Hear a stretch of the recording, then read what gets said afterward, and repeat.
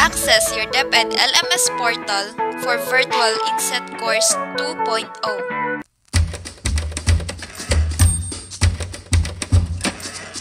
If you're a DepEd teacher and employee, do the following steps. Type caraga.lms.deped.gov.ph in the URL. Then, click DepEd Commons Teachers. Just wait for the DepEd Commons website to load. Here, sign in with Google account. You need to sign in your DepEd email for you to be able to log in to the DepEd LMS portal.